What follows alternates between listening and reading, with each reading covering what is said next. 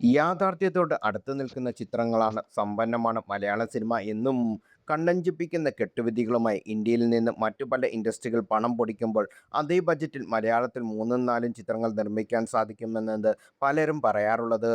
മലയാള താരങ്ങൾ നായകന്മാരായി എത്തുന്ന ചിത്രങ്ങളുടെ എണ്ണത്തിൽ മറ്റു ഭാഷയുടെ താരങ്ങളെക്കാൾ വർധനവുണ്ടാകുന്നതിൻ്റെ പ്രധാന കാരണം ഇതുതന്നെയാണെന്ന് പറയാം. ഒരു ചിത്രത്തിന് വേണ്ടി മറ്റുള്ളവർ 2 വർഷത്തോളം സമയം ചിലവഴിക്കുമ്പോൾ മലയാളത്തിൽ 2-3 മാസമായി ചുരുങ്ങാറുണ്ട്. ഇത്തരത്തിൽ ഒരു കൗതുകരമായ കണക്കാണ് ഇപ്പോൾ സോഷ്യൽ മീഡിയയിൽ ശ്രദ്ധിക്കപ്പെടുന്നത്. കഴിഞ്ഞ 10 വർഷത്തിനുള്ളിൽ ഇന്ത്യയിൽ ഏറ്റവും കൂടുതൽ ചിത്രങ്ങൾ ലീഡ് റോളിലെത്തിയ അഭിനേതാവ് ആരെന്ന കണക്കാണ് വൈറലാകുന്നത്.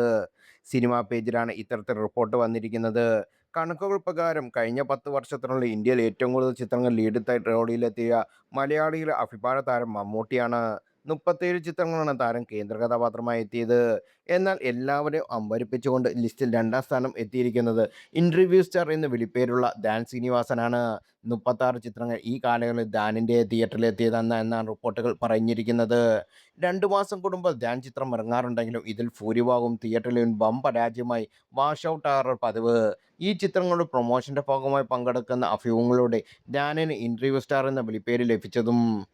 ലിസ്റ്റിൽ 3-ാം സ്ഥാനത്ത് തമിഴ് നടൻ വിജയ് സേതുപതിയാണ്. 34 ചിത്രങ്ങളാണ് താരം ലീഡ് റോളിൽ എത്തിയത്. ലിസ്റ്റിൽ 4-ാം സ്ഥാനത്തുള്ളത് മലയാളി താരം കുഞ്ചാക്കോ ബോബനും 33 ചിത്രങ്ങൾ. 5-ാം സ്ഥാനത്ത് ബോളിവുഡ് താരം അക്ഷയകുമാറും മോളിവുഡിന്റെ താരം ടൊവിനോ തോമസും പങ്കിടുന്നു. 32 ചിത്രങ്ങളാണ് ഇരുവരും തമ്മിൽ കഴിഞ്ഞ 10 വർഷത്തിനുള്ളിൽ ചെയ്തിരിക്കുന്നത്.